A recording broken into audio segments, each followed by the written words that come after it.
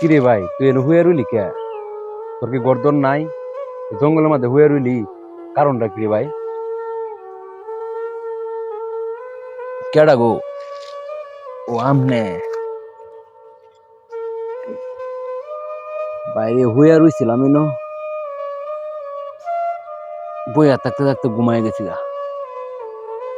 অত রোদের মধ্যে কাজ কাম করছি তো, রইলে খুব ক্লান্ত। তাই জঙ্গল আর মঙ্গল নাই ভাই, বুঝছি ঘুমায় পড়ছি, সমস্যা নাই। ঘরে আর বাইরে তো সমানই,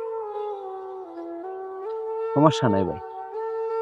সমস্যা তো নাই বুঝলাম ওই, কিন্তু আপনার এত সুন্দর বাড়ি ঘর দর তৈয়া, লাখ লাখ টাকার মালিক আপনি, আর আপনি এই নে রাস্তাঘাটে হইয়া থাকুন এই জঙ্গলের মধ্যে, ভাই দেখে খুব কষ্ট লাগে।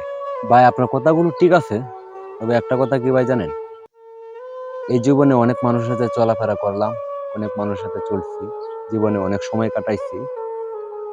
তো সবকিছু চিন্তা করে দেখলাম ভাই মরার পর আমাকেই যেতে হবে। আপনি যে বলছেন যে আমার এত টাকা পয়সা ধন সম্পদ, এত সুন্দর বাড়ি ঘর দর আছে, তারপর আমি এখানে শুয়ে রইলাম কেন? এটা তো ভাই শুয়ে রইছি হচ্ছে গিয়ে পরিশ্রম করি তো ভাই, বুঝছেন না? তো শরীরটা ক্লান্ত হয়ে গেছে, এই জন্য হয়তো শুয়ে পড়ছিলাম, ঘুমায় পড়ছি, তাতে কোনো প্রবলেম নেই ভাই। আমি যতটুকু জানি আর বুঝি, তো আমি এখানে শুয়ে রয়েছি সমস্যা নাই, আমার বাসায় গিয়ে শুয়ে থাকলেও তেমনই হবে। কারণ আজকে মরলে কালকে 2 দিন, এই ধন সম্পদ নিয়ে কিন্তু আমি ভাই যেতে পারবো না। এত সুন্দর বাড়ি ঘর দর আমার সাথে কিন্তু কেউ দিবে না, শুধু আমাকে একাই যেতে হবে। তাহলে ভাই এত ভেদাভেদ কি করে, কিভাবে সম্ভব? আর এত ভেদাভেদ কেনই করবো?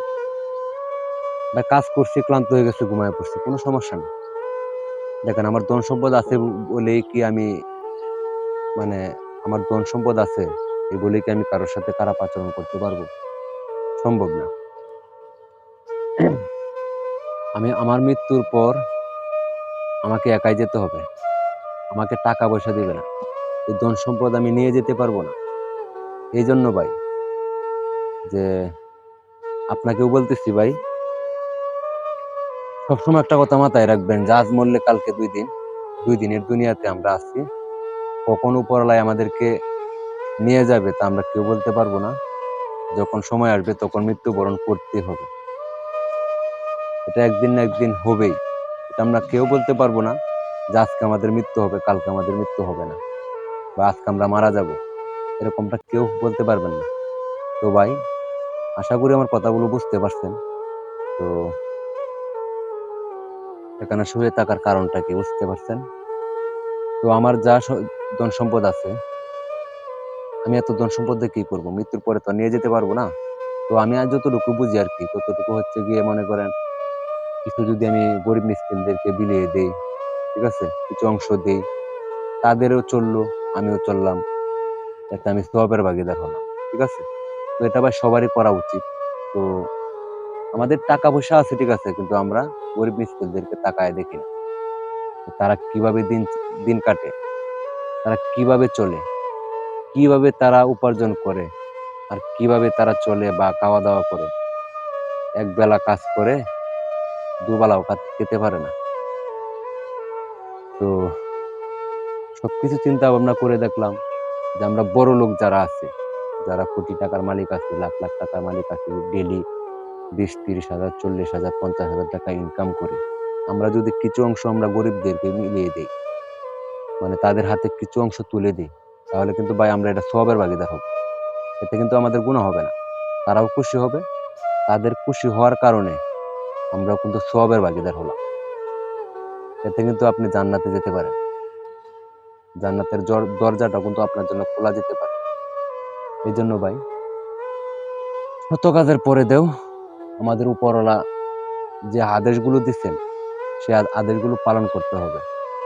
তা না হলে ভাই এই দুনিয়াতে সবকিছু পাইছি ঠিক আছে, কিন্তু আখেরাতে কিন্তু আমরা কোনো কিছু নিয়ে যেতে পারবো না।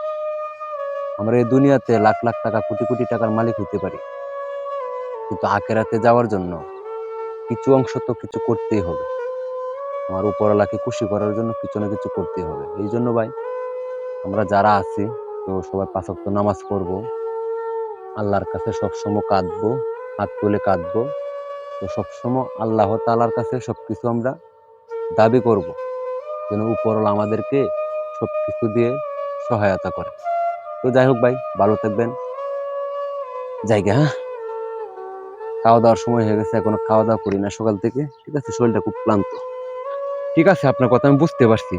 তবে একটা কথা ঠিক, যে আপনার কোটি কোটি টাকার সম্পদ আছে, এত সুন্দর ঘরবাড়ি, কিন্তু আপনি এখানে শুয়ে রইলেন, দেখে আমি অবাক হয়ে গেছি।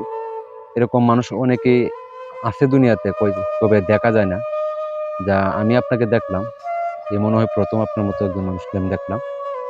তো যাই হোক ভাই, ঠিক আছে, সমস্যা নাই, থাকেন। আপনার কথাগুলো শুনে ভালো লাগলো। আচ্ছা ঠিক আছে, জায়গা।